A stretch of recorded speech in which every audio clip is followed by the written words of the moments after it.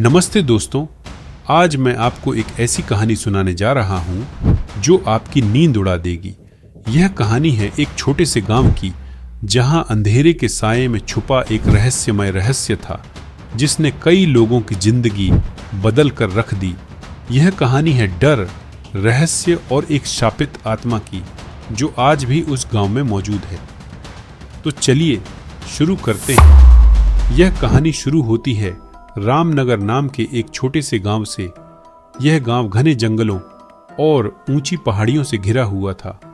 गांव के लोग सादगी भरी जिंदगी जीते थे, लेकिन एक बात थी जो हर किसी को डराती थी। कहा जाता था कि यह कुआं सैकड़ों साल पुराना है और इसके अंदर एक अजीब शक्ति रहती है। कुछ लोगों का कहना था कि यह कुआं और भूतों का घर है, तो कुछ का मानना था कि यहाँ एक शापित आत्मा रहती है जो किसी को भी नहीं छोड़ती। गांव के बुजुर्गों ने हमेशा यही सलाह दी थी कि कुएं के पास जाना मना है, खासकर रात के समय। गांव में 3 दोस्त रहते थे, राजू, मोहन और सोनू। ये तीनों हमेशा से ही शरारती और जिज्ञासु थे। उन्होंने कुएं के बारे में कई कहानियां सुनी थीं, लेकिन उन्हें यकीन नहीं था कि ये सच हैं।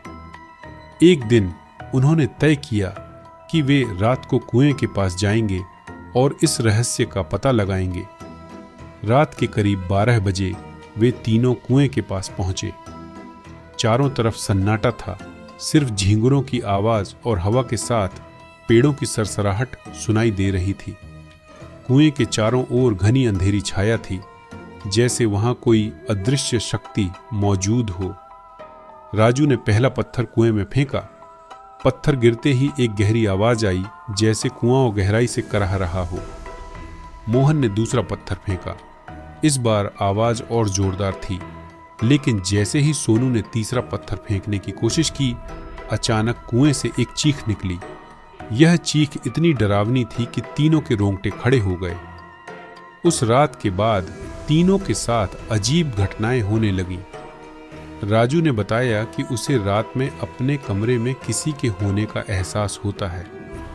वह अक्सर सुबह उठता तो उसके बिस्तर के पास गीले पैरों के निशान होते। मोहन ने कहा कि वह अक्सर सपने में उस कुएं को देखता है और उसमें से कोई उसे बुलाता है। सोनू ने बताया कि उसे रात में अपने बिस्तर के पास किसी के पैरों की आहट सुनाई देती है, जैसे कोई उसके चारों ओर घूम रहा हो। गांव के लोगों ने इन बातों को सुना तो वे डर गए।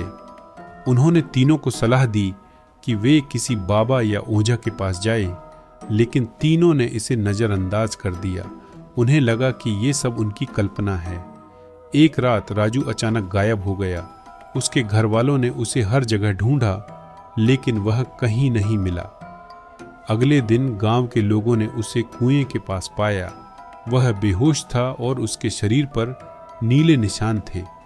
जब वह होश में आया तो उसने बताया कि उसने एक औरत को देखा था जो उसे कुएं में खींच रही थी। राजू की हालत दिन ब दिन बिगड़ती गई।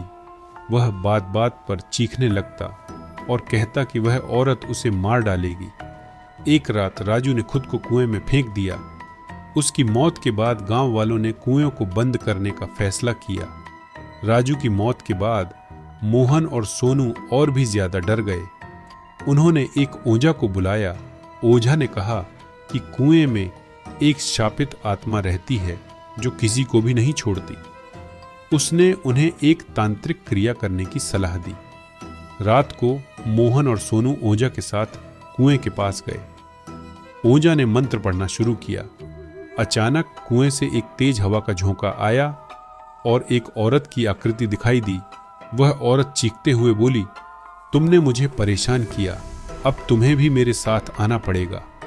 ओझा ने मंत्र पढ़कर उसे वापस कुएं में भेजने की कोशिश की, लेकिन वह औरत मोहन की तरफ बढ़ने लगी। मोहन ने चिल्लाते हुए कहा, मुझे मत ले जाओ, लेकिन वह औरत उसे खींचकर कुएं में ले गई।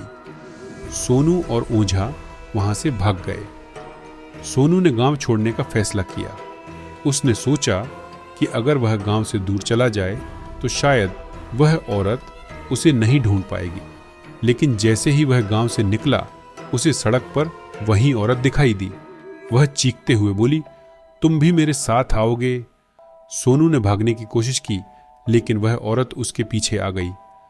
अगले दिन सोनू का शव जंगल में मिला।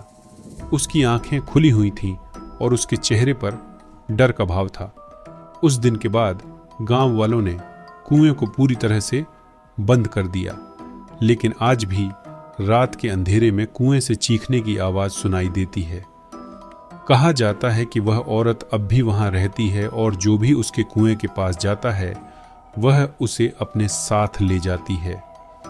गांव के लोगों ने कुएं के आसपास एक दीवार बना दी है, लेकिन फिर भी रात को कोई भी उस जगह के पास नहीं जाता। कहा जाता है कि अगर आप रात को कुएं के पास जाई तो आपको एक औरत की आवाज सुनाई देगी जो कहेगी, तुम भी मेरे साथ आओगे।